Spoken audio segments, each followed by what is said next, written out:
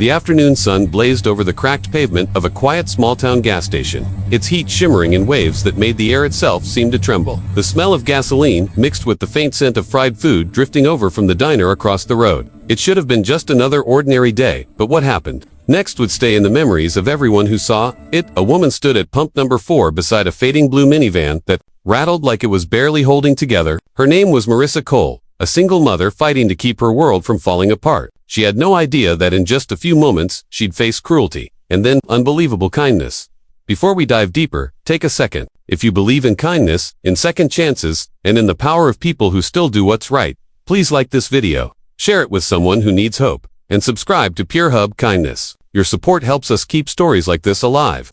Stories that remind the world that good hearts still exist. Marissa's day had already been rough long before she pulled in. Her diner shift had run late. Her paycheck was short again, and the school supply list her little boy handed her that morning looked like an impossible expense. Her van, old, tired, and coughing smoke, was running on fumes. She had scraped together her last few dollars just to keep it moving until payday. You could see the fatigue carved into her face, but her eyes still carried that fierce light only mothers have, the kind that refuses to give up. As she stood by the pump, searching for change in her worn wallet, 3 men swaggered out of the convenience store. They weren't from around there, loud, tattooed, and laughing too hard. The kind of men who thought the world owed them something. One tossed a soda can on the ground. Another noticed Marissa, and that's when it began. They circled closer, smirking, throwing taunts about her clothes, her car, and her being alone. One even reached for her purse, laughing like it was all some kind of joke. Marissa froze. Her hands shook around the gas nozzle. Her heart pounded in her chest, but no one else was close enough to help. Fear crept up her throat. But she thought of her son waiting for her at home, and she tried to stand firm. Then the sound began, a deep, rolling thunder in the distance. Engines. It grew louder, closer, until the ground itself seemed to vibrate. Marissa turned toward the road, and her eyes widened, one by one. Motorcycles came roaring in, a dozen of them, gleaming chrome, black leather, sunlight flashing off their metal like fire. The thugs turned to their grins, vanishing. The bikes lined up across the gas station like an iron wall. It was the Hells Angels. Their leader stepped off his bike. Tall, broad, his beard streaked with silver, his presence commanding without a single word. The air grew still. You didn't need to be told who was in charge.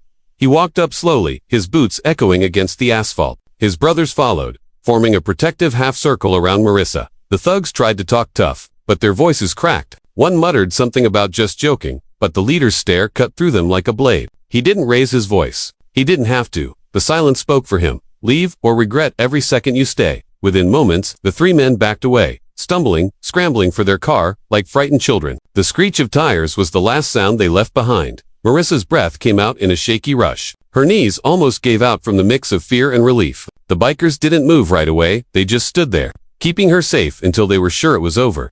Then the leader turned to her. For a moment, she expected judgment, pity, maybe, but there was none, just quiet respect. He nodded once, the kind of gesture that said, "You're safe now. We've got you." One of the bikers slipped a few folded bills into her hand. Another checked under her hood and fixed a loose wire before adding oil from a small can he carried in his bag. None of them said a word. They didn't need to. Tears streamed down Marissa's cheeks, not from fear anymore, but from gratitude. After years of fighting her battles alone, strangers had stepped in, not for fame, not for thanks, but simply because it was right. As the engines roared to life again, the leader looked back one last time. His voice was deep, calm, and steady. "Keep going. You're stronger than you think." And with that, the bikers rolled out, their engines fading into the horizon, like a passing storm, leaving peace behind. Marissa stood there for a long moment, her heart full, her fear gone, her faith in humanity rekindled. She looked at the folded bills in her hand, and whispered a thank you no one would ever hear. Life was still hard. The road ahead was still long, but something inside her had changed, a reminder that kindness still lives,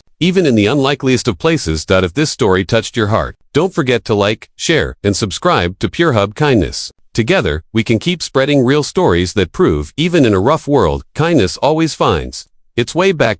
Now tell us in the comments below, do you still believe moments like this, where strangers stand up for what's right, still happen today? Your story might inspire someone else to do the same.